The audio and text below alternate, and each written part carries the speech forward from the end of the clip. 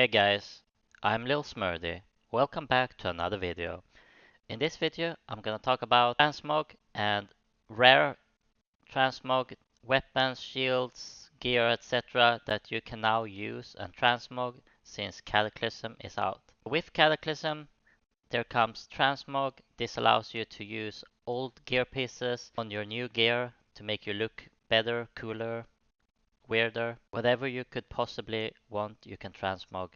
All the gear and weapons of every item in the game is now yours to transmog if you can wear it. The first item we're going to talk about is Furfury, Blessed Blade of the Windseeker. So this is a legendary weapon from level 60.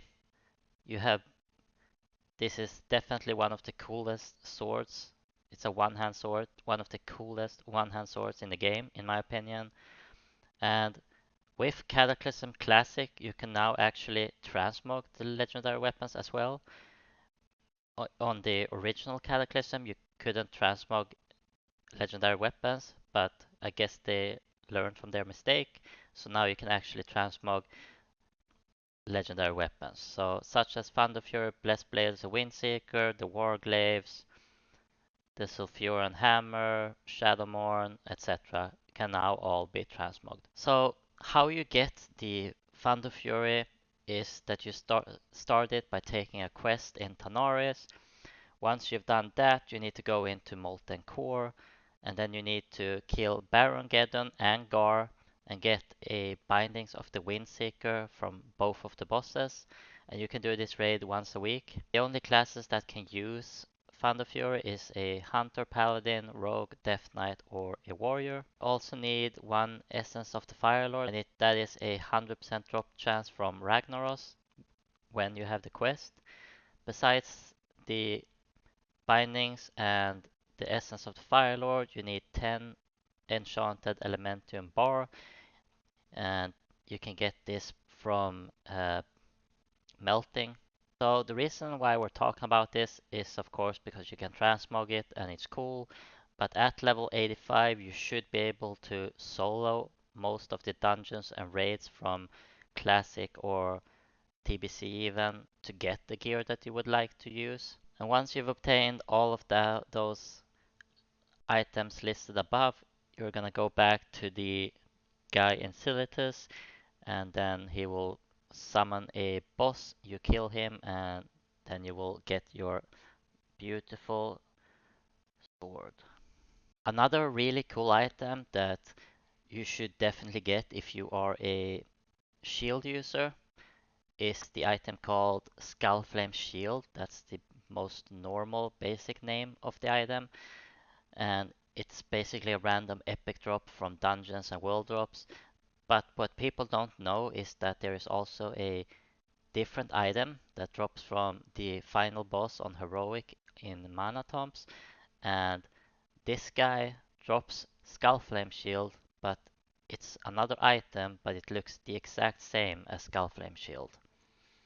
So if you're looking for a way to, instead of to farm for the Skullflame Shield, or instead of buying it for thousands and thousands of golden auction house, you should definitely go and try and do the Mana Tombs on Heroic. It's a 70 dungeon. You should be more than easy be able to solo it, and hopefully you can get your cool looking Skull Flame Shield that way instead. And then of course you have the Warglaive of Asinoth, the super cool green swords, the duet swords. These swords drop from Illidan Stormrage, the last boss in Black Temple. It's a level 70 raid. I don't think you can solo this quite yet, but you could possibly do it if you bring a few people with you, a few friends, maybe get a raid group with it or something.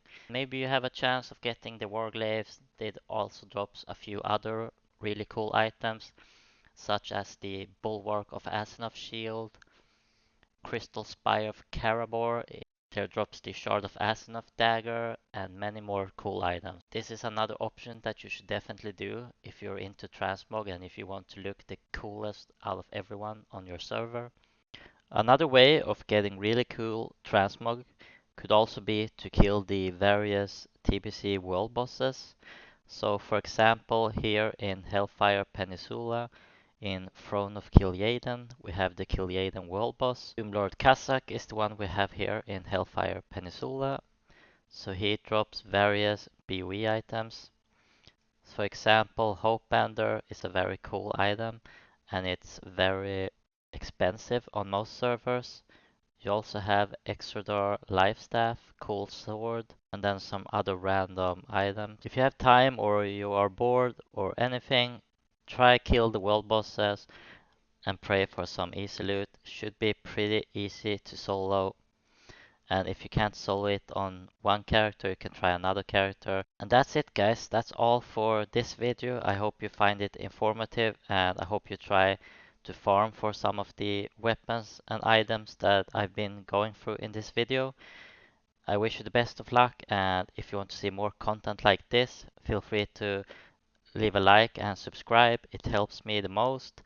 And of course, leave a comment if you feel like I missed out on something or if you have any other ideas of different spot, different items. Thank you very much for watching, and I will see you guys in the next one. Later!